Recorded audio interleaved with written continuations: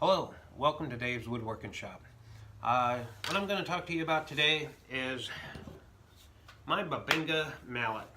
About maybe 2 years ago, I made this mallet, and I was like, oh yeah, finally made my own mallet. Beautiful. Stupid me, I didn't realize that the wood grain on the handle was up and down, which is a no-no. It's got to be this way. It's got to run long ways. So had it all finished, didn't realize it until I grabbed my chisel and bam, head snapped completely off. And here was a couple of days worth of work gone.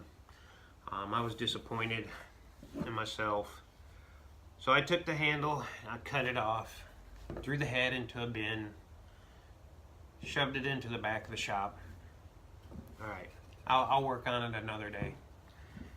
Well, last night I got a wild hair up my butt and decided to, let's see, I'm going to pull this out because I've got 205 feet of Bubinga and it looks pretty nasty. It was part of a dock, and so you know, you clean it after you take it and you run it through the planer. It cleans up pretty good. Looks really nice. Here's what it looks like after it's been through the planer. Yeah, it starts out about 3/4 of an inch. By the time I'm done, it's a 1/2 inch thick. But it's 5 and when I'm done and I cut the sides off and trim it down and do everything that I need to do,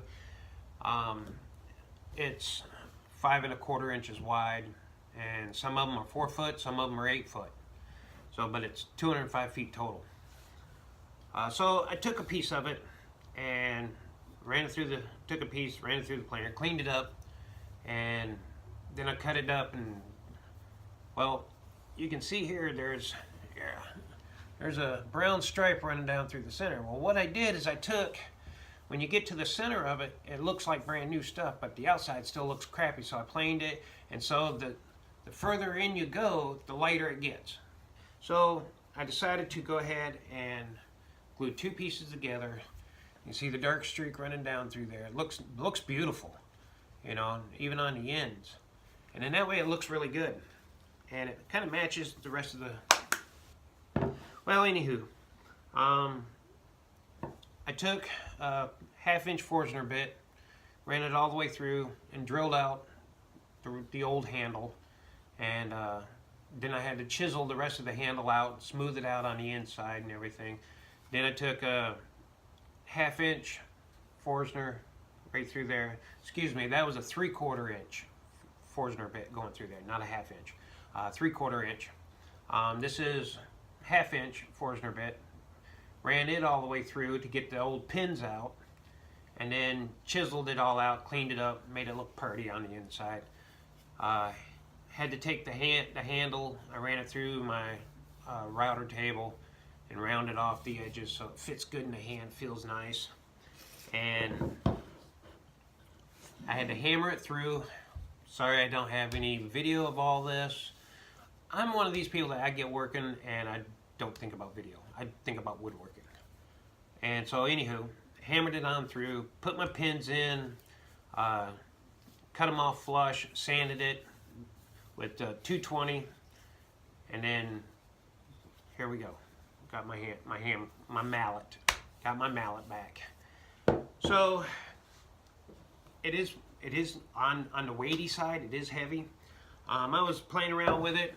You can see here, right here, a little hard to see. There you go. There's a little doing a test run, and just using the weight of this, it just pushes that chisel right into that wood like it's nothing.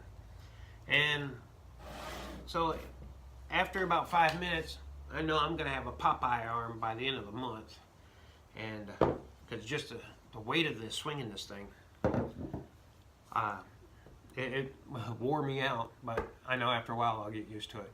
But anywho, but that's how I fixed my mallet, and I'm gonna finish it off with probably paste wax. I'll coat it real good, let it dry, wipe it off, do about 3 or 4 coats of that, and then this thing will be a beauty to behold. So, all right. Well, thank you for watching. This has been Dave's Woodworking Shop.